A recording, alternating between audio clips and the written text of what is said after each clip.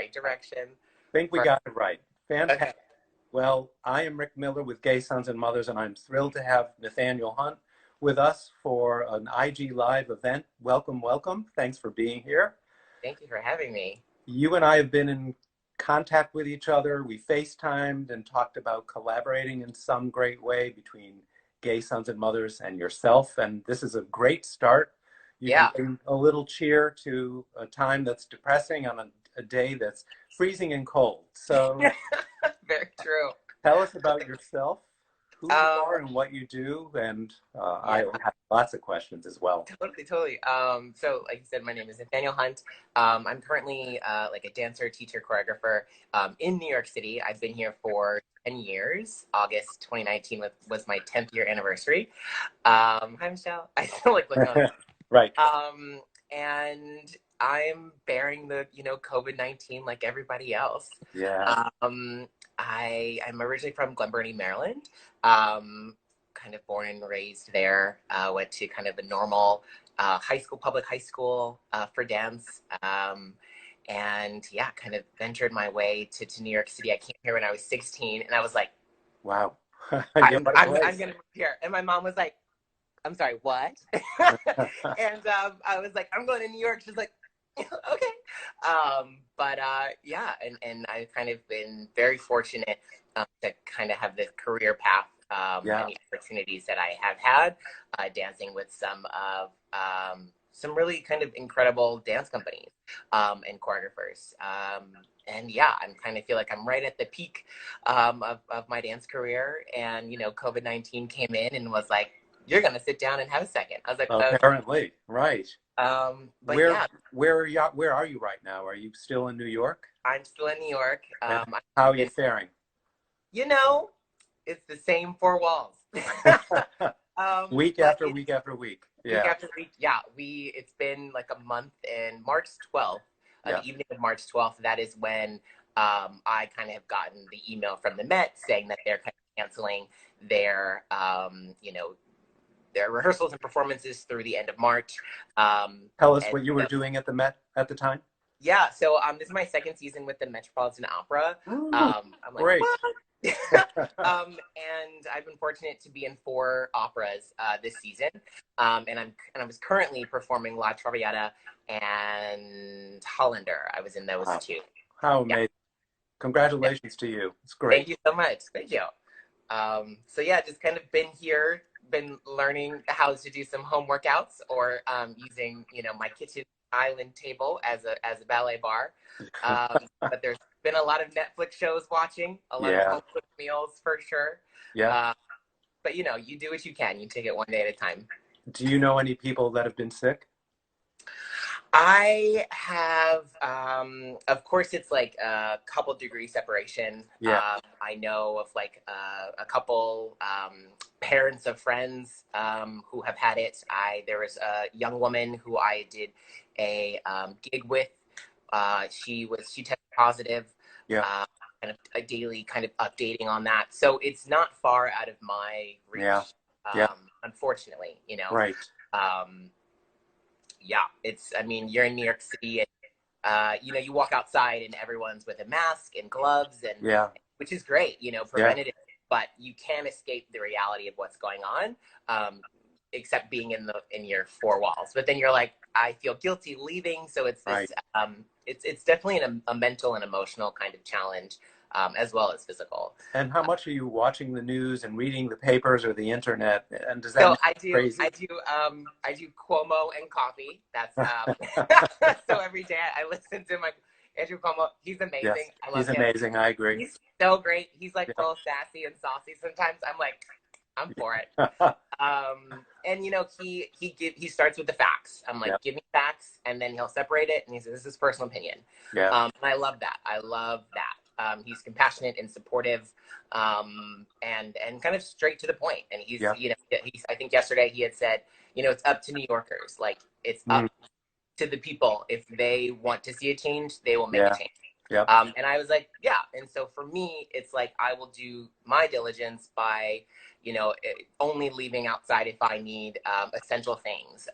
If I need to walk out, if I need to be outside, I have a fire escape. I'll get my fresh away. And have you been out on your fire escape much on Oh, yes. warm days? Oh, yes. I think More than you had, care to. oh, yeah. I FaceTimed my parents the other day, and they're like, "Where are you?" I was like, I'm at the beach. I mean, I'm at my fire escape. You know, I close my eyes and I just envision that I'm next to Good. Good for next you. to sand. Yeah. Yes. What's the weather like in New York City right now? Oh, it's cold. It is so cold. I had closed up all my windows. I said, no. No beach time today for you. I actually live by the beach on Cape Cod and woke up to 3 inches of snow today. No beach time here either. Well, it's okay. Maybe I'll watch like a beach movie or something. Yeah. I don't know. We'll get there. So, question about quarantine. Did you start out being good, or did you get good over time? What was your attitude about all this? I mean, I will be completely honest with you. I think when it first kind of happened, I was like super positive and was like, oh, I can do this.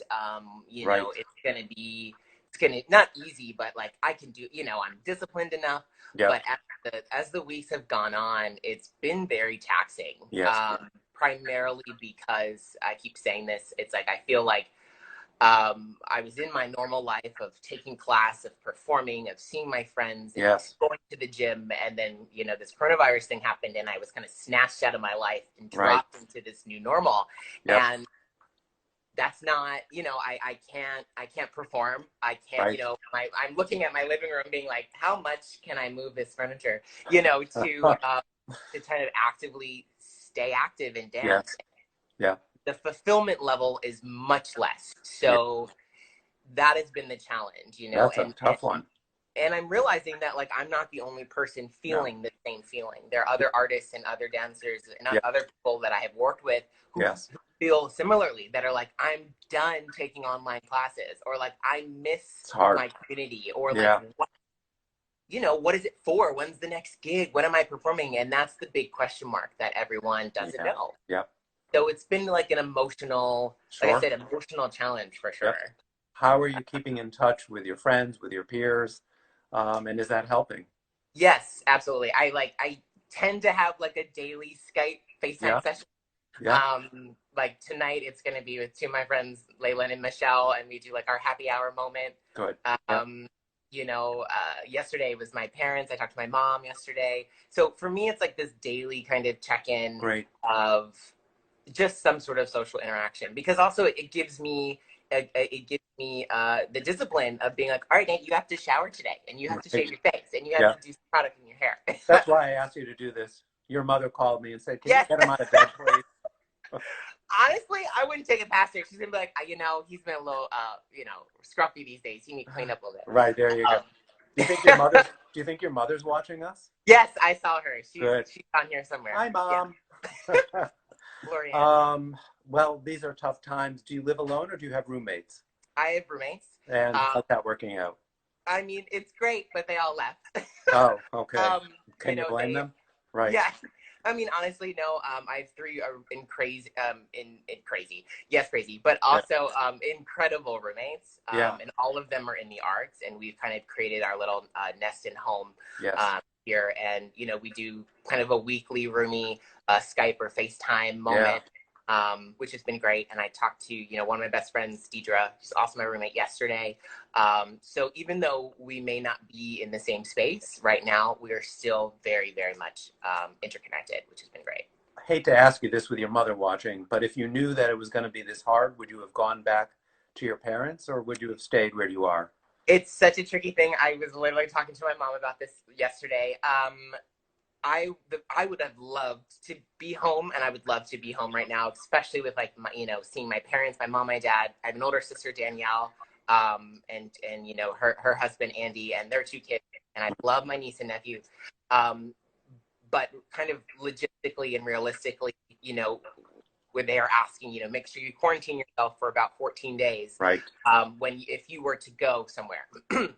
And just unfortunately, I don't really have the space in my parents' house to be able to do that. You know, we only have like one shower. You know, our kind of living room area is much more open. And so for me, I would feel immensely guilty if they were to be kind of like recipients of you know, COVID-19 because I could be asymptomatic or whatever.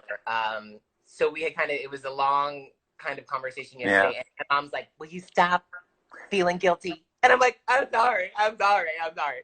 And, but you feel that, like you want to be there. I want to hug my mom. I want to hug my dad. I want to play with my babies, but until there is some sort of testing, where I am sure that I will not give it to them, I'll kind of stay put for now. Well, I admire your responsibility and your commitment. That's amazing. I wish more people were doing that. That's great. That's right. It's like, I just have to do my part. And if I can do my part to inspire somebody else to do theirs. You are doing it right now. People are listening to you now, and all sorts of great things happen when I do these events. Last week, I interviewed a group of Mormon mothers and their sons, and put it on YouTube, and a high school student decided to come out to his father from watching the video. So who knows what you're going to be doing today and what you're going to be saying that's going to prompt other people to think differently, but I promise you that will be the case. So that's wonderful. Oh, I love that. Yeah, so tell us a little bit about your growing up years, where you grew up, what your parents and what your home is like, your own being gay, how you dealt with it, all that fun stuff. Yeah, absolutely. So like I said, I grew up in Glen Burnie, Maryland, born and raised. I have an older sister, Danielle. She's 3 years older than me. It was just the two of us. And growing up, I always knew I was a little bit different. I always knew I was a little odd. My cousin Megan's like, yeah, tell us. In all caps. Right. Yep. Here we go. She's emphatic. Yes. And my sister was my very first best friend. Anything she did, I wanted to do. And she would dress me up in her dresses. We play babies. We talk about which NSYNC person we were going to marry, who was leading lead vocals in the Spice Girls. And for me, it was just normal. It was just me kind of being with my sister. And it wasn't until I was in middle school where I was this kind of joyous and kind of effervescent and flamboyant, little boy. And kind of the kids in that school were telling me that I was gay, using derogatory names. And I was like, what does that even mean? Like, I've been the same person since the beginning of kind of time. For me, there wasn't ever an idol or someone that I knew who was outwardly gay when I was growing up. It was it's a thing. And so, that's kind of right in the middle school times is when I had been aware of the vocabulary used around being gay, and because it came with such a negative kind of connotation and negative reaction, of course I'm like, I'm not that, like I'm me, I'm Nate, I'm not these things that you're calling me and bullying me with. And so that was kind of my introduction to these kind of the terms and the vocabulary. And then as I've gotten older, kind of ventured into middle school and into high school, I was like, no, that is something that it does resonate with me in the sense of being gay. I'm like, I am, I am attracted to men, and I don't want to be a girl. I want to be a guy, so some of these things are solidifying in place for me. Did you talk about it with anyone, or just keep it to yourself? I kind of kept it to myself. That's kind of who I am. I'm a little introverted extrovert.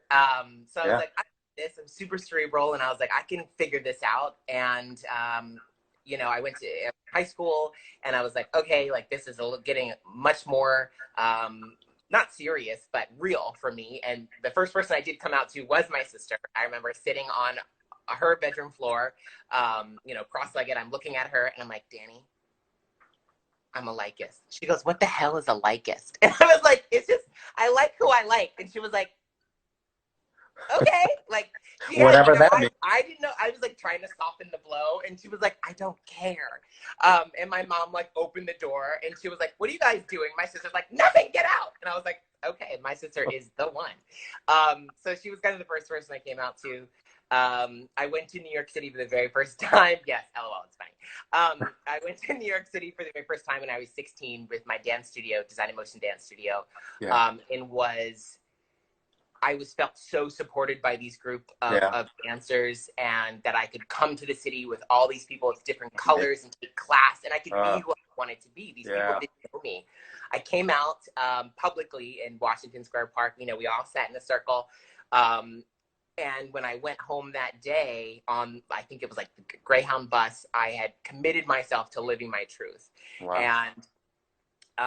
And then like my mom had picked me up from that, and that was kind of the first time I told my mom that I was gay, and I was gonna like live my truth from that moment on. How did you feel it? So yeah, so that's kind of like the trajectory of how that happened. But I kind of do equate it to my sister. You know, she was unconditionally supportive. Good. To me, you know, growing up, of course, and even when I came out to her, the very first person, my very first best friend, she was like, "Cool, now I have someone to talk about boys with," and I was like, "Okay, cool." Do you think your sister told your mother, or she kept it to herself? No, me and my sister. Oh, now I'm gonna say this, and my mom's gonna be like, "Yes, Nathaniel." Me and my sister, we are very close, and we have, you know, we have really been there for one another, and we have kind of kept secrets if you know, because that's our bond, you know, and it was just the two of us, you know, growing up, and so I'm yeah, so I really hope she didn't. I don't think she did, but I'm waiting to see if your mother responds, but I'm not getting a response yet. Oh, she'll text me. She probably trying to figure out how it works. She probably doesn't know how to do it on Instagram.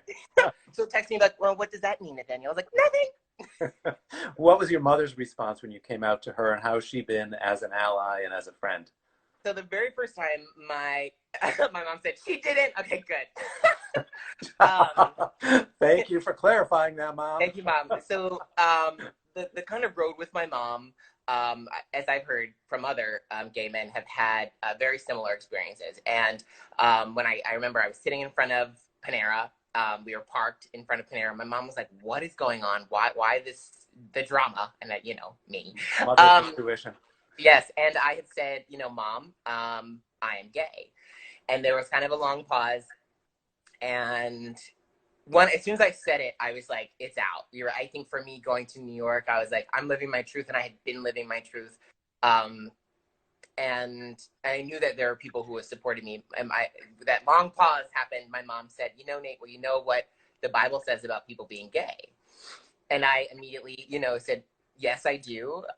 But my God and my Jesus loves me the way that he loves everybody else. And I was made Beautiful. in his image. And I, you know, I don't steal. I'm not a murderer. I'm not, you know, all of these other things." I was like, I am a good person. Wow. And who I love shouldn't affect whether I'm going to hell or not. And so it was kind of this very, I think, real moment for the both of us, because my mom, I think, who is very kind of religious, was kind of presented with a real situation that I think people of an older generation have a hard time compounding. And you know, there was kind of some days where me and my mom didn't really speak. I think she was really reflective in that time. And I was just like, you know what? I am just going to continue to be who I am. I'm not mean. I'm not going to be mean. I'm not going to say, well, it's my way or the highway. I'm like, this is who I am. And I remember being in like my living room, my mom kind of came into frame, it seemed like, and she was like, okay, she's crying. She's like, okay, I can't do this. You're my son. I love you. Wow. And, that's great. And ever since then, she's been my number one, and she's always been my number one supporter. But I think from that moment, she realized that what I said was true, that I am a good person, that that my God and my Jesus loves me in his image, and you know, that all I want to do is spread love and spread joy, and I just so happen to be attracted to men. And she's sending you a heart right now. She is.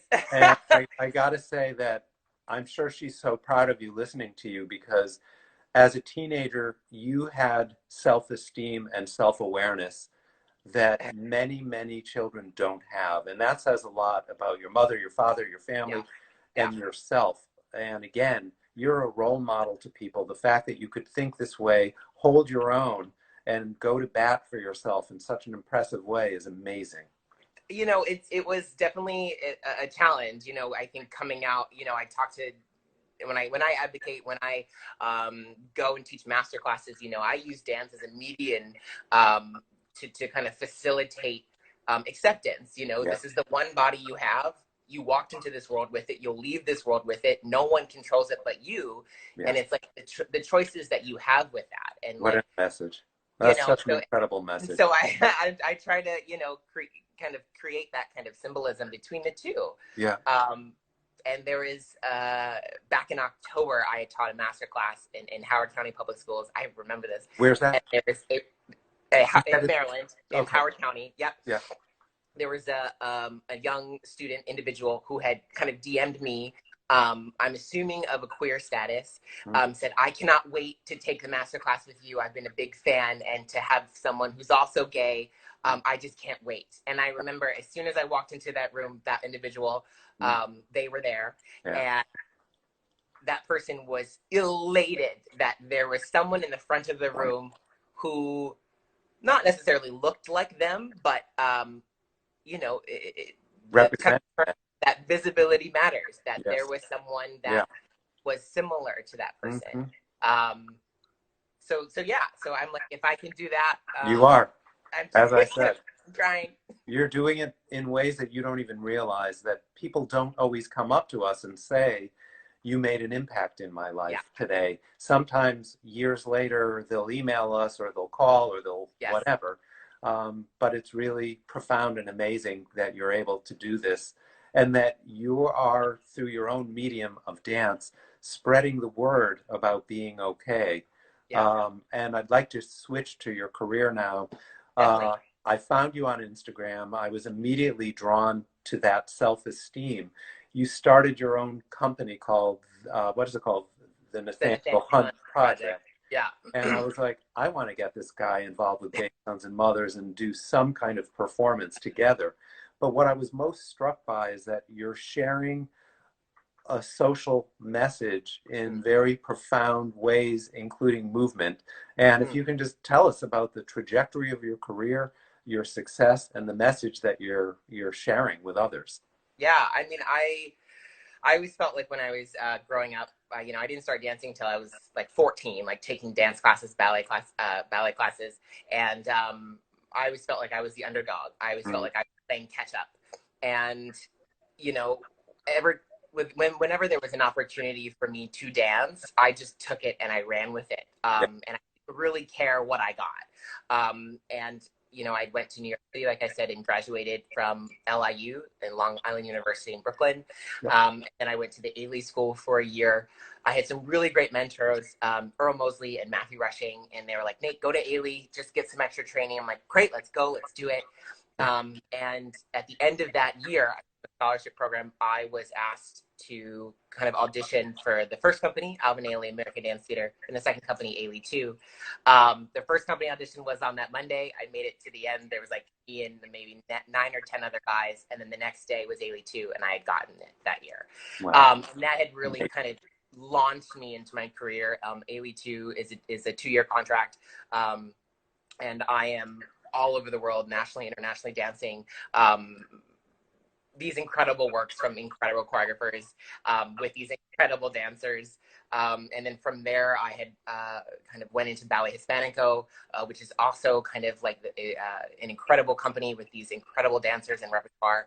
Kind of made my way, shifted a little bit to Austin McCormick's company XIB, which is kind of like this Baroque burlesque off-Broadway show, which is great. I had the honor to be the kind of first Black Nutcracker Prince in their Nutcracker Rouge, and then kind of that often, you know, got me into the Metropolitan Opera, and I've been there for the past 2 years. So it's kind of this kind of like kind of phenomenal. So I'm very fortunate. Yes, Revelations, I was able to perform that. It's one of the most beautiful pieces I've ever done. Sorry, just saying hello to Kristen that you're responding to. Yeah. There's Allison. So Allison, who just joined us, she was actually she's the Sugar Plum Fairy, my partner for Nutcracker Rouge. Wow. That's so beautiful. Yeah.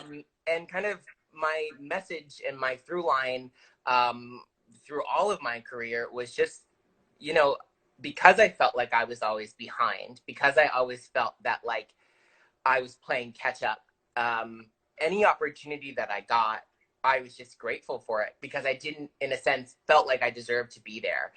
When I got Ailey 2, I remember that audition. I felt the absolute worst. I was like, this is awful. I'm awful dancing. I can't even point my feet. Like, what is dance? Like, you know, you spiral and you go to those places. And Troy Powell, the director at that time and still now, saw something in me and was like, you know, I remember we had these conversations. He was like, I don't need you to dance like everybody else. I just need you to dance like you. Yay.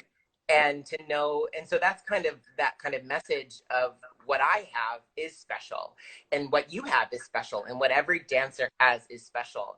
And yes, there are things of ensembles and companies and corps de ballet to look the same, but that kind of inner flame that we all have is special, that we need to make sure that we're nurturing, that we add that fuel, because that's what makes us burn brightly. And if we burn bright, we can share that and we can warm other people. Yeah. And so that's kind of the message, you know. And when I decided to do, you know, the Nathaniel Hunt Project, I had a really great friend of mine, Alexis Ambruso, who's kind of like my type A friend. She like crosses on my T's, dots on my I's. She helped me with my website.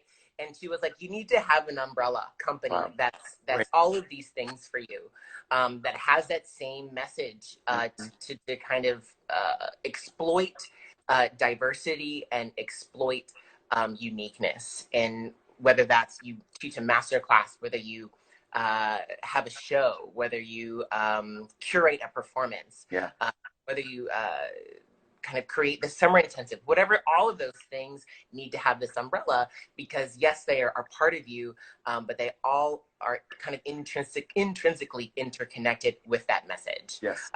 So that's kind of how we got from amazing. A to Z. That's where we're at. Thank you. And two things. One is that's how I got to you. When I saw the Nathaniel Hunt Project, I was so inspired, and I reached out to you on behalf of Gay Sons and Mothers, and I thought, the chances are slim that he's even going to respond, and you did. And we had a great conversation, and it was at the very beginning of the coronavirus, while we were still living our lives, fantasizing about things we can do together, and we will at some point. Yes, we will. The other thing I wanted to say about all the work that you do, which is incredible, is right now it's just a pause button. That's all it is. Hang in there. I mean, this is an important message for all of us. Hang in there. Wait it out. There's lessons to be learned from all of this. We're all going to get through it, and then we're going to continue. And especially because you're so creative, you're going to do something important with this. And I, of course, I'm going to lasso you in, and we're going to do something involving mothers and connection and multicultural issues and all that wonderful stuff. Absolutely. So I am thrilled that you were willing to do this today, and you've talked about great things, and you've inspired many, many people. So I thank you for that. Anything else you want to add before we end the conversation? I think just, you know, what you just said about, you know, this is a pause. And my cousin Megan texted me this morning. She was like, hey, how are you? You know, and I was like, you know, I'm okay. A couple days ago wasn't so okay. Yes. And, you know, I said, how are you? And she had said, you know, I had committed myself. I hope it's okay with me saying this. She was like, I committed myself with being present in my feelings. And wherever that is, if that is, I feel inspired today to do 1 million workouts. If I feel sad that I can't see my friends, to be able to feel those feelings versus to bottle them down and think that it's like, there are people who have it worse, absolutely. But to kind of bring down your feelings and not express them fully and not to feel them fully is doing a disservice to yourself.